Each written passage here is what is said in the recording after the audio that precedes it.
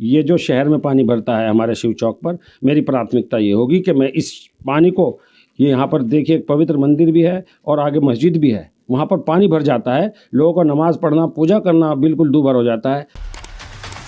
नमस्कार, आईपा के मंच में आपका स्वागत है। मैं अनमोल कुमार।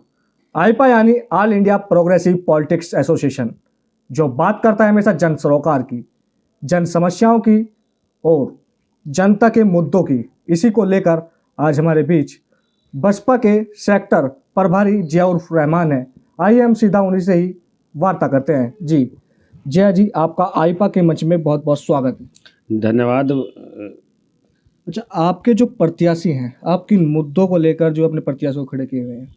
देखिए, जो हमारे बहुजन समाज पार्टी है वो सर्व समाज की पार्टी है, और सर्व समाज के साथ साथ बहुजन समाज पार्टी में जो है वो सभी समाजों का समावेश है। उसी के आधार पर हमने जो टिकटों का वितरण किया है, और टिकटों का वितरण करने के बाद जो हमारा मेन मुद्दा रहा है वो विकास का ही है, भाईचारे का है। सबसे पहला मुद्दा भाईचारा है। भाईचारे के बाद हमारा विकास का मामला है। विकास के बाद जो हमारे पिछड़े हुए लोग हैं, इस समाज ने उन्हें पिछले 10 साल से उनकी अपेक्षा झेल रहा है, वो समाज, हमें उस समाज को भी देखना है। वैसा मुजफ्फरनगर की अगर हम बात करें तो मुजफ्फरनगर की 6 की 6 सीटों पर बीजेपी का जो है कब्जा था, तो इसको लेकर आप क्या कहेंगे? देखिए, भारतीय जनता पार्टी जो राजनीति करती है वो सांप्रदायिकता के ऊपर राजनीति करती है, चाहे वो समाजवादी पार्टी हो या भाजपा हो। इन दोनों की नूरा कुश्ती ही हमेशा से एक दूसरे को बढ़ावा देने का काम किया है। चाहे अगर जहाँ तक बहुजन समाज पार्टी का सवाल है, जब बहुजन समाज पार्टी की सरकार बनी है,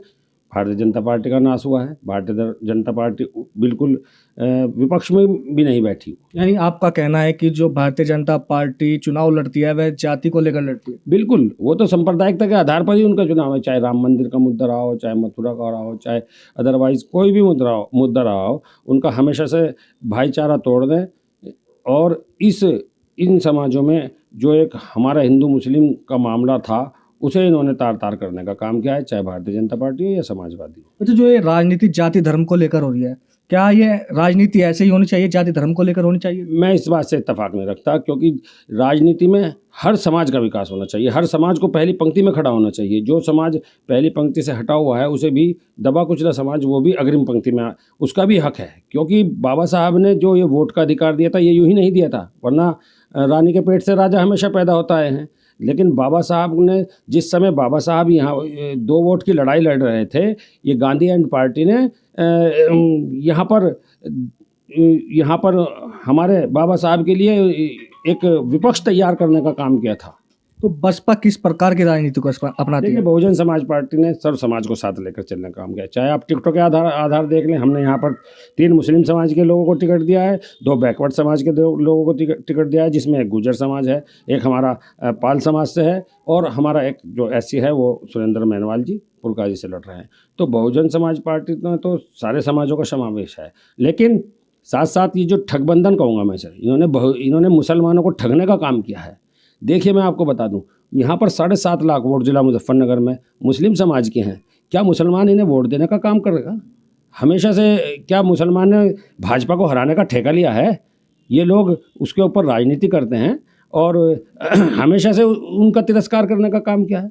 अच्छा, मुजफ्फरनगर के अगर विकास कार्यों की हम बात करें तो क्या लगता है मुजफ्फरनगर में कितना विकास हुआ? मुजफ्फरनगर में भी द्वेष भावना से विकास हुआ है। जहाँ तक मैं आपको बता दूं, हमारा किदवाई नगर है, हमारा जामिया नगर है, ऐसे ही हमारी मलिन बस्तियाँ जनकपुरी है, रामपुरी है, मल्लूपुरे से मिली हुई हमारी एक और बस्ती है, उनका कोई विकास ही नहीं है। आप महमूद नगर में चले जाएँ, यहीं जहाँ आप बैठे हैं, यहाँ पर अगर आप जाएँ तो मिट्टी भी नहीं है भाई साहब। आपका कहना है कि बीजेपी के द्वारा केवल जो हिंदुओं की जो बस्तियां हैं उनमें ही विकास कार्य कराए गए? मेरा मकसद कहना का है, लेकिन विकास हुआ है थोड़ा, उसमें लगभग 90-10 का रेशो होकर विकास हुआ है। आप देखें ना, मैं यहाँ पर चेयरमैन का भी चुनाव लड़ा हूँ, 2 बार लड़ा हूँ, और मैं उन गलियों से गुजरा हूँ। आज भी जू का तू वहाँ का आप अगर जाकर देखें तो लगभग घुटने तक रास्ते ख़राब हैं।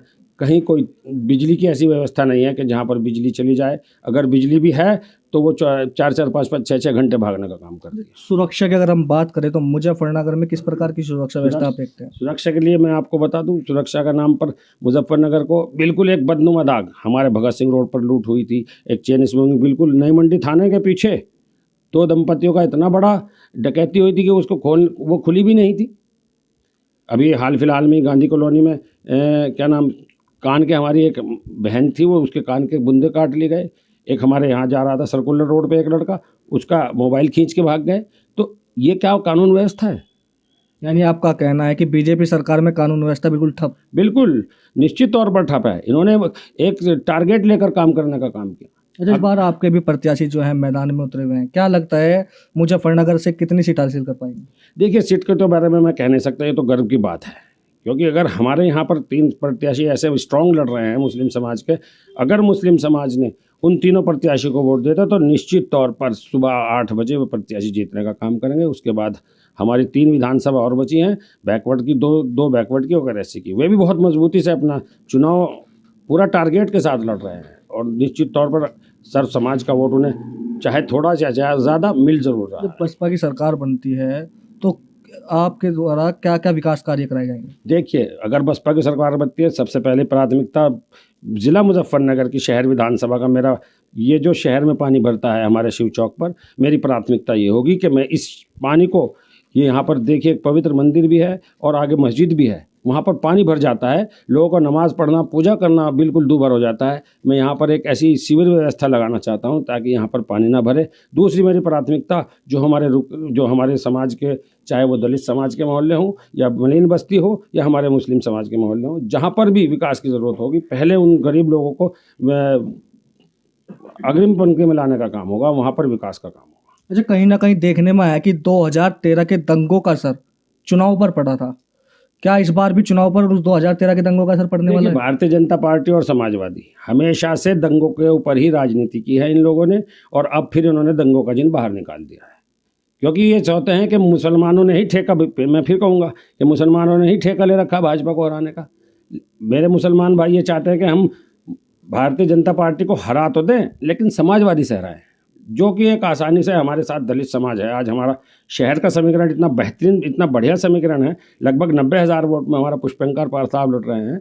अगर मुस्लिम समाज का थोड़ा सा साथ उन्हें लग जाए तो निश्चित तौर पर बैकवर्ड का विधायक सदर विधानसभा से हम देने का काम करेंगे। ये हमारे साथ जिया उर्फ रहमान थे, जिनका साफ तौर से कहना है कि अगर बसपा की सरकार आती है तो बसपा के जो भी प्रत्याशी हैं वह जनता के बीच जाकर जनता की समस्याओं को सुनेंगे और समस्याओं का समाधान भी करेंगे। अपने सहयोगी नीरज के साथ आईपा मंच के लिए अनमोल कुमार, मुजफ्फरनगर।